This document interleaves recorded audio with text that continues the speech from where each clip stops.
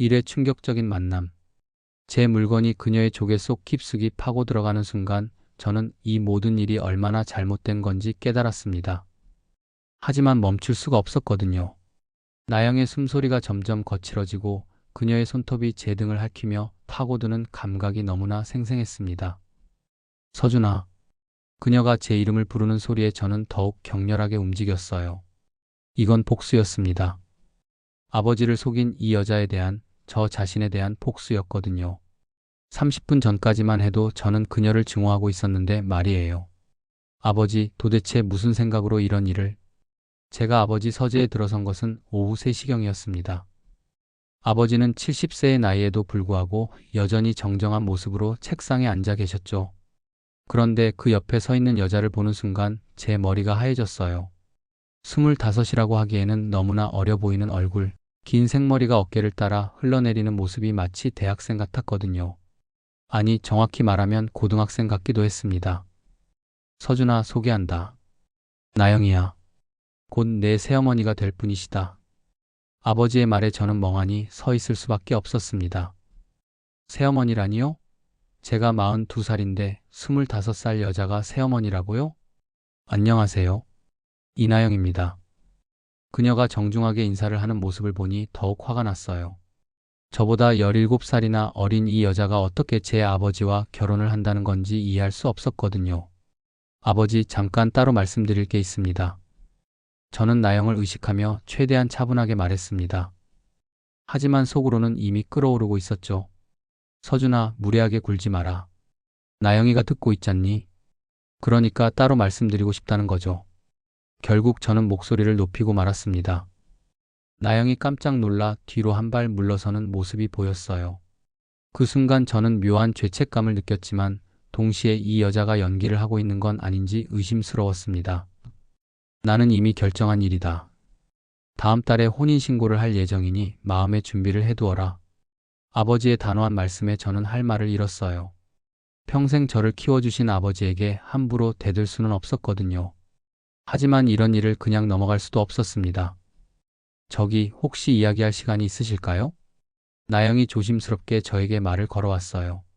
아버지는 급한 일이 있다며 서재를 나가셨고 저와 나영은 어색하게 마주 앉게 되었습니다. 제가 너무 갑작스럽게 나타나서 놀라셨을 거예요.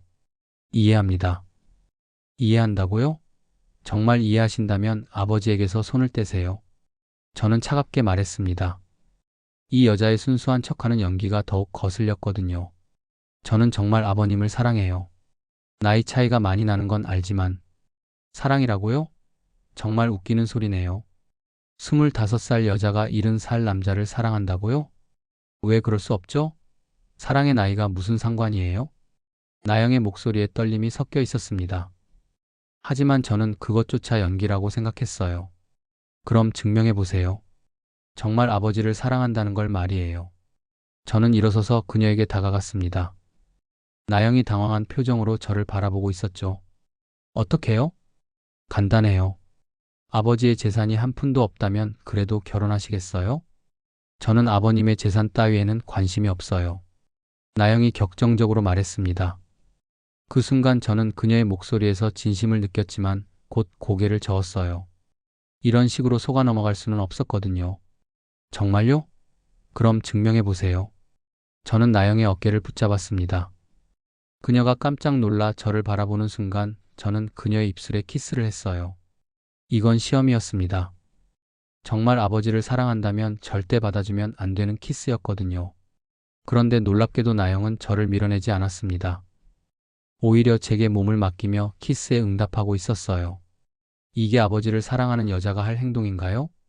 저는 그녀를 밀어내며 냉소적으로 말했습니다. 저는 나영이 눈물을 흘리며 말을 잇지 못했어요. 바로 그때 저는 확신했습니다. 이 여자는 분명 아버지의 재산을 노리는 꽃뱀이라고 말이에요. 하지만 지금 이렇게 그녀와 몸을 섞고 나니 모든 게 헷갈리기 시작했습니다. 나영의 몸은 너무나 순수했거든요. 마치 처음 남자를 받아들이는 것처럼 떨리고 있었어요. 후회하고 있어요? 나영이 제 귀에 속삭였습니다. 저는 대답 대신 더욱 깊이 그녀 안으로 파고들었어요. 이 순간만큼은 모든 걸 잊고 싶었거든요. 이외 숨겨진 비밀. 다음날 아침 저는 끔찍한 죄책감에 시달리며 눈을 떴습니다. 어제 나영과 함께 했던 일이 꿈이었으면 좋겠다고 생각했지만 제 몸에 남은 그녀의 흔적들이 모든 게 현실이었음을 말해주고 있었거든요. 이런 일이 다시는 있어서는 안 돼. 저는 거울 속 제 모습을 보며 다짐했습니다. 아버지를 배신한 것도 모자라 그 여자와 그런 일까지 벌이다니 정말 최악이었어요. 병원에 도착하자마자 저는 수술 스케줄을 확인했습니다. 오늘은 특히 바쁜 하루가 될 것 같았거든요. 그래야 어제 일을 잊을 수 있을 것 같았어요. 선생님, 약혼녀분이 오셨습니다. 간호사가 알려주는 소리에 저는 고개를 들었습니다. 유라가 제 사무실 문을 열고 들어오는 모습이 보였어요. 서준아, 어제 아버님 댁에 갔었다며? 어떻게 됐어? 유라는 평소와 다름없는 밝은 표정으로 물어봤습니다. 하지만 저는 뭐라고 대답해야 할지 몰랐거든요. 그냥 복잡해. 복잡하다니? 아버님이 정말 그 어린 여자와 결혼하신다는 거야? 유라의 목소리에 불쾌감이 묻어 있었습니다. 저는 그녀가 질투하고 있다는 걸 알 수 있었어요. 아직 확실한 건 아니야. 좀 더 지켜봐야겠어. 지켜본다니? 서준아, 너 설마 그 여자를 그냥 둘 생각은 아니지? 유라가 제 팔을 붙잡으며 간절하게 말했습니다. 저는 그녀의 손을 가만히 내려다봤어요. 물론 그럴 생각은 없어. 반드시 정체를 밝혀낼 거야. 다행이야. 나도 도와줄게. 그 여자가 뭔지 알아보자. 유라의 제안에 저는 고개를 끄덕였습니다. 하지만 동시에 이상한 기분이 들었어요. 나영을 조사한다는 생각을 하니 왠지 불편했거든요. 오후에 저는 사설탐정 사무소를 찾아갔습니다. 김 탐정은 제가 단골 고객이라며 반갑게 맞아주었어요. 이번에는 무슨 일로 오셨습니까? 한 여자를 조사해달라고 하고 싶어서 말이야. 저는 나영의 사진과 기본 정보를 김 탐정에게 건넸습니다. 이나영, 25살. 아, 이 여자 어디서 본 것 같은데요? 김 탐정이 사진을 자세히 들여다보며 말했습니다. 어디서 봤다고? 잠깐만요. 제가 자료를 좀 찾아보겠습니다. 김 탐정이 컴퓨터를 켜고 뭔가를 검색하기 시작했어요. 저는 초조하게 그 모습을 지켜봤습니다. 아, 맞습니다. 이 여자 한국 최대 건설회사 태화그룹 회장의 사생아예요. 뭐라고? 저는 깜짝 놀라 자리에서 일어났습니다. 태화그룹이라면 국내 10대 재벌 중 하나거든요. 정확히 말하면 숨겨진 사생아죠. 공식적으로는 인정받지 못했지만 제가 확실한 증거를 가지고 있습니다. 김 탐정이 자료를 출력해서 제게 보여주었어요. 나영의 어머니가 태화그룹 회장과 불륜을 저질렀고 그 결과 나영이 태어났다는 내용이었습니다. 그럼 이 여자는 돈이 전혀 없는 건 아니에요. 어머니가 죽기 전에 상당한 재산을 남겨줬거든요. 하지만 태화그룹의 정식 상속자는 아니죠. 저는 자료를 읽으며 복잡한 심경이 들었습니다. 나영이 재벌가 사생아라니 이건 예상하지 못한 일이었어요. 그런데 이상한 점이 하나 있습니다. 무엇이? 이 여자 최근에 대형 병원을 자주 드나들고 있어요. 정확한 이유는 모르겠지만 뭔가 건강상 문제가 있는 것 같습니다. 김 탐정의 말에 저는 가슴이 뛰기 시작했어요. 혹시 나영이 아프다는 걸까요? 어떤 병원인지 알 수 있어? 네, 서울대학교 병원 종양내과입니다. 종양내과라는 말에 저는 충격을 받았습니다. 종양내과라면 암을 다루는 곳이거든요. 설마 나영이 암에 걸렸다는 건가요?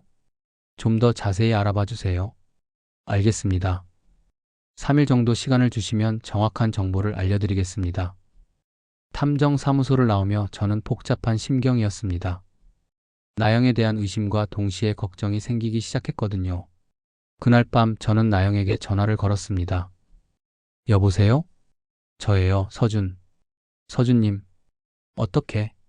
나영의 목소리가 떨리고 있었어요. 어제 일 때문에 당황하고 있는 게 분명했습니다. 만나서 얘기하고 싶어요. 시간 되세요? 지금요? 네, 지금. 잠시 침묵이 흘렀습니다. 그리고 나영이 작은 목소리로 대답했어요. 알겠어요. 어디서 만날까요? 한강공원으로 나와요. 반포대교 근처에서 기다릴게요. 1시간 후 저는 한강공원에서 나영을 만났습니다. 그녀는 검은색 코트를 입고 있었는데 왠지 평소보다 야위어 보였어요. 어제 일, 죄송해요. 나영이 먼저 사과를 했습니다. 죄송하다고요? 무엇이요? 제가 아버님을 배신한 거잖아요. 서준님과 그런 게 아니에요. 저야말로 당신을 시험한 거잖아요. 저는 나영의 눈을 바라보며 말했습니다. 그녀의 눈에 눈물이 고여 있는 게 보였어요. 시험이요? 네. 정말 아버지를 사랑하는지 확인하고 싶었거든요. 그럼 이제 믿으세요? 제가 아버님을 진심으로 사랑한다는 걸요? 나영의 간절한 눈빛에 저는 할 말을 잃었습니다. 정말 그녀를 믿어야 하는 건지 확신이 서지 않았거든요. 삶의 아픈 진실. 3일 후 김 탐정에게서 전화가 왔습니다. 나영에 대한 조사 결과가 나왔다는 거였어요. 선생님, 충격적인 사실을 발견했습니다. 무엇이죠?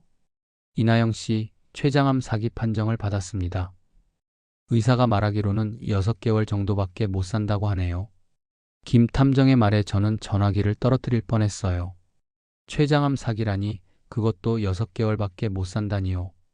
확실한 거예요? 네, 병원 기록을 직접 확인했습니다.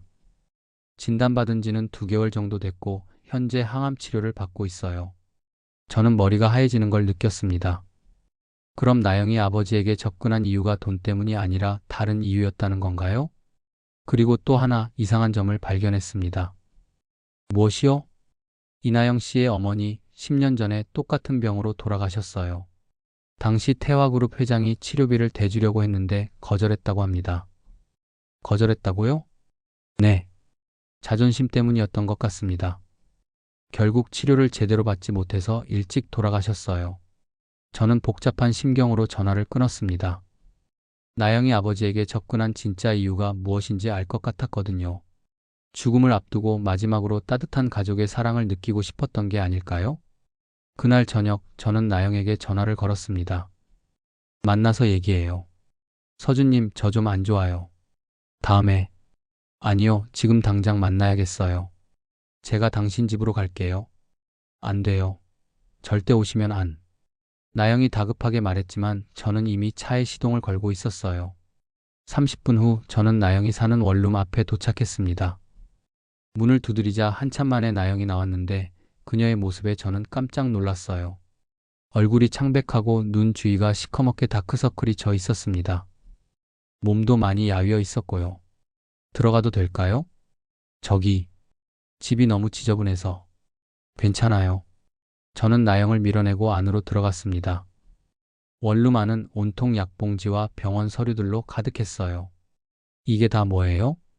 저는 탁자 위에 놓인 약들을 집어들었습니다. 전부 항암제였거든요. 서준님, 나영이 제 뒤에서 작은 목소리로 불렀어요. 저는 돌아서서 그녀를 바라봤습니다. 암이에요, 그죠? 어떻게? 췌장암 사기. 6개월 시한부 인생. 제가 말하자 나영의 얼굴이 하얗게 질렸어요. 누가 그런 얘기를? 중요한 건 그게 아니에요. 왜 아버지에게 말하지 않았어요? 저는 나영의 어깨를 붙잡으며 물었습니다. 그녀가 눈물을 흘리기 시작했어요. 말할 수 없어요. 왜요? 왜 말할 수 없다는 거예요? 아버님이 불쌍해 하실까봐. 동정심으로 저를 받아들이실까봐 무서워요. 나영의 고백에 저는 할 말을 잃었습니다. 그럼 정말 아버지를 사랑하는 거예요? 네. 처음으로 저를 진짜 가족처럼 대해주시는 분이에요. 하지만 시한부잖아요. 아버지가 얼마나 고생하실지 생각해 보셨어요? 그래서 더 말할 수 없는 거예요. 나영이 울음을 터뜨렸습니다. 저는 그런 그녀를 바라보며 가슴이 아팠어요. 저는 그냥 6개월 동안만 행복하고 싶었어요. 진짜 가족이 있다고 믿고 싶었어요. 나영 씨, 어머니가 돌아가실 때도 혼자였어요. 아무도 없는 병실에서 혼자 죽어갔거든요. 저는 그러기 싫었어요. 나영의 말에 저는 눈물이 날 것 같았습니다. 이 여자가 얼마나 외로웠을지 생각하니 마음이 아팠거든요. 그래서 아버지에게, 네, 마지막으로 가족의 사랑을 느끼고 싶었어요. 그게 그렇게 잘못된 일인가요? 저는 대답할 수 없었습니다. 나영의 마음을 이해할 것 같았거든요. 하지만 어제 서준님과 그런 일이 생긴 후로 후회하고 있어요. 제가 너무 이기적이었나 봐요. 나영 씨, 저는 나영을 껴안았습니다. 그녀가 제 품에서 흐느껴 우는 모습에 저는 더 이상 참을 수 없었어요. 치료받아요. 뭐요? 제가 치료해 줄게요. 포기하지 말아요. 하지만 의사들이 모두 불가능하다고. 저는 외과 의사예요.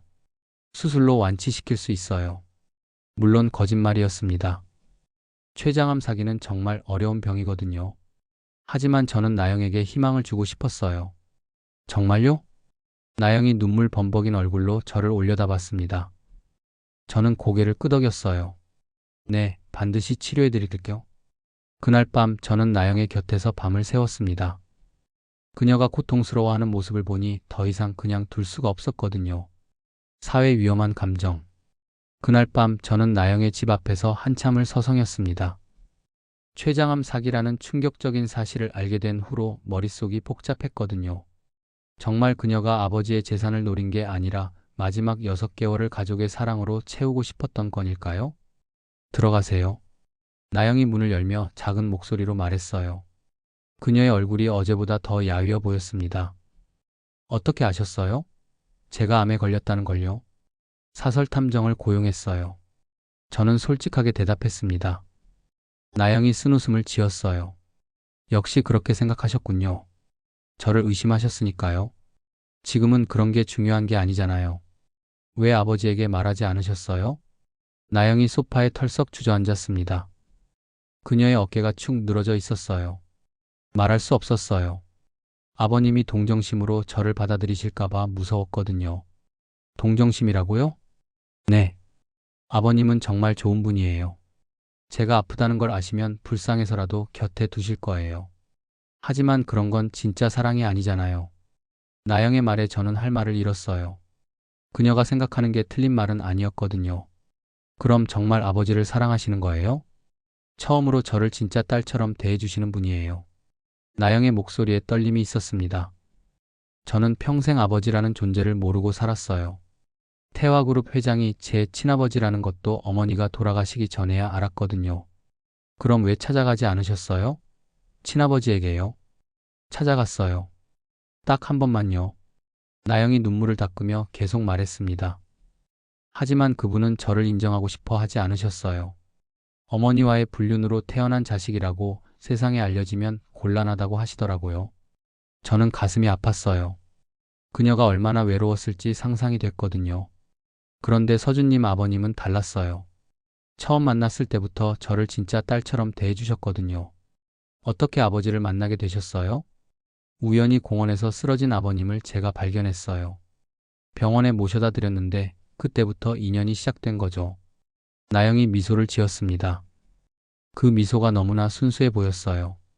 아버님이 저에게 가족이 되어달라고 하셨을 때 정말 꿈 같았어요. 평생 가족 없이 살아온 제게 이런 기회가 올 줄은 몰랐거든요. 저는 복잡한 심경이었습니다. 나영을 의심했던 제 자신이 부끄러웠어요.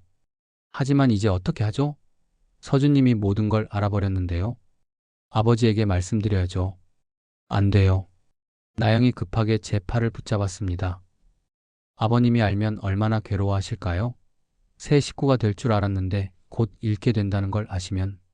하지만 결혼을 하시려면 당연히 알아야 할 일 아니에요? 결혼은 안 할 거예요. 나영이 단호하게 말했습니다. 이제 서준님도 아시는데 어떻게 결혼을 해요? 게다가 얼마 못 살 사람과 결혼해서 아버님을 고생시킬 수는 없어요. 그럼 어떻게 하실 건데요? 그냥 사라질 거예요. 아무 말 없이요. 저는 그녀의 말에 화가 났습니다. 그게 말이 돼요? 아버지가 얼마나 실망하실지 생각해 보셨어요? 하지만 달리 방법이 없어요. 있어요. 저는 나영의 손을 잡았습니다. 제가 치료해 드릴게요. 뭐라고요? 저는 외과 의사예요. 췌장암도 초기에 발견하면 수술로 완치할 수 있어요. 하지만 이미 사기라고 했잖아요. 포기하면 안 돼요. 최선을 다해 볼 거예요. 나영이 저를 빤히 바라봤습니다. 왜 그래 주시려고 해요? 저는 서준님에게 아무것도 아닌 사람인데요. 저는 대답할 수 없었어요. 정확히 왜 그러고 싶은지 모르겠거든요. 아버지를 위해서예요. 아버지가 사랑하는 사람이니까요. 하지만 그게 전부는 아니었습니다. 어느새 저는 나영이 불쌍했고 그녀를 도와주고 싶었어요. 정말 가능할까요? 해봐야 알죠. 포기하기에는 너무 이르잖아요. 그날 밤 저는 나영의 의료 기록을 자세히 살펴봤습니다.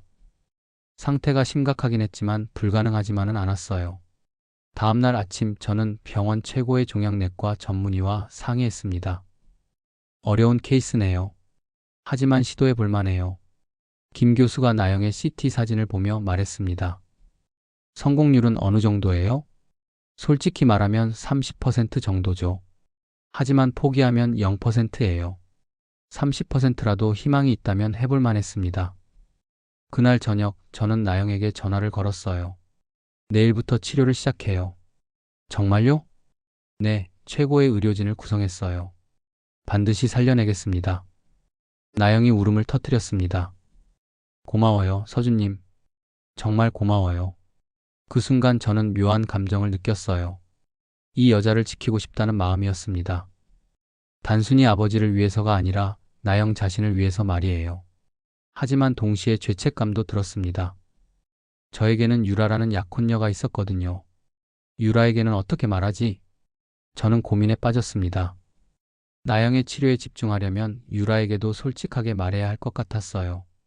그런데 그때 나영이 다시 전화를 걸어왔습니다. 서준님, 한 가지 부탁이 있어요. 뭐든지 말해보세요. 아버님께는 아직 말하지 말아주세요. 치료가 성공하면 그때 말씀드릴게요. 알겠어요. 저는 약속했습니다. 하지만 이 비밀을 간직하는 게 쉽지 않을 것 같았어요. 특히 유라에게는 더욱 그럴 것 같았습니다. 그녀는 제가 나영에게 특별한 관심을 보이는 것을 이미 눈치채고 있었거든요. 이제 어떻게 해야 하지? 저는 복잡한 심경으로 하늘을 올려다봤습니다. 나영을 치료하는 것은 의사로서의 사명이었지만 동시에 제 마음속에서 자라나는 이상한 감정을 어떻게 해야 할지 몰랐거든요. 오해, 폭로와 절망. 다음 날 새벽 저는 아버지에게서 전화를 받았습니다. 당장 집으로 와라. 아버지의 목소리가 평소와 달리 차가웠어요. 유라가 정말로 모든 걸 말한 것 같았습니다.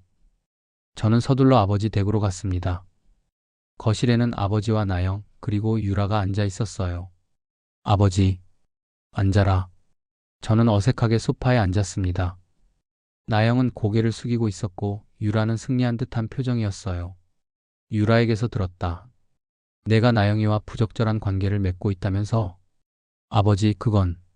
그리고 나영이가 큰 병에 걸렸다는 것도 사실이냐? 아버지가 나영을 바라보며 물었습니다. 나영이 작은 목소리로 대답했어요. 죄송합니다, 아버님. 왜 말하지 않았느냐? 이렇게 중요한 일을. 아버님이 걱정하실까봐. 걱정한다고? 당연히 걱정하지. 내가 사랑하는 사람이 아픈데. 아버지의 목소리에 진심이 담겨 있었습니다.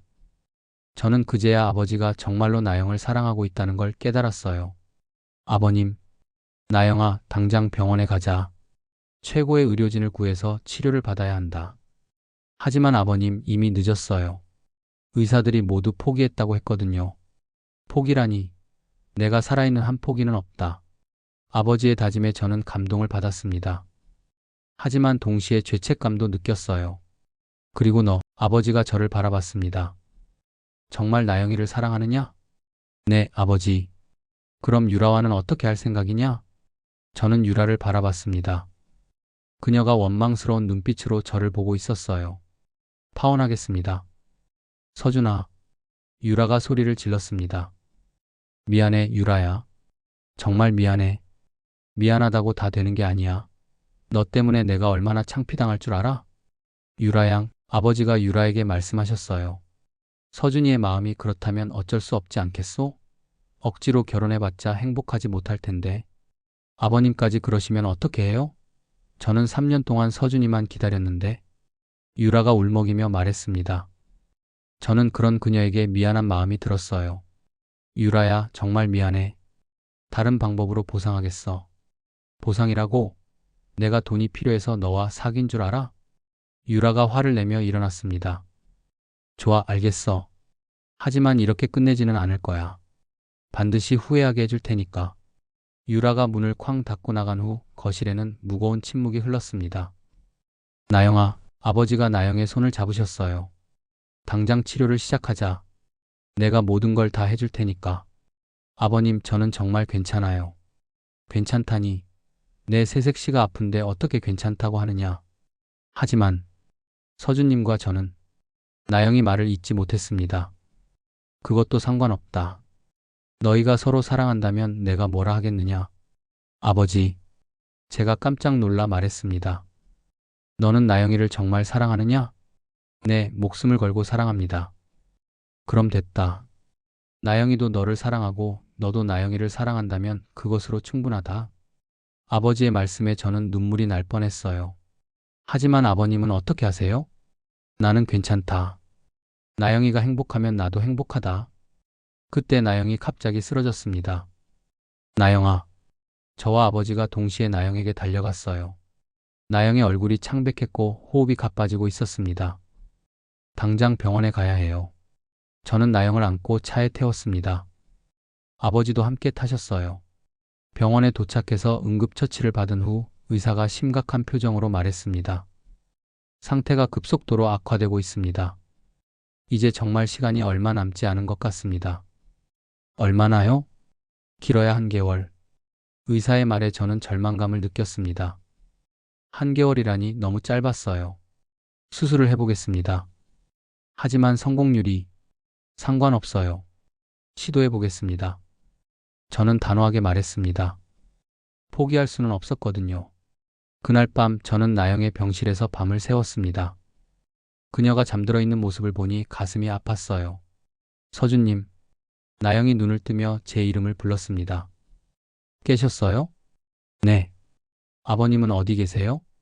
집에 가셨어요. 내일 다시 오신다고 하셨어요.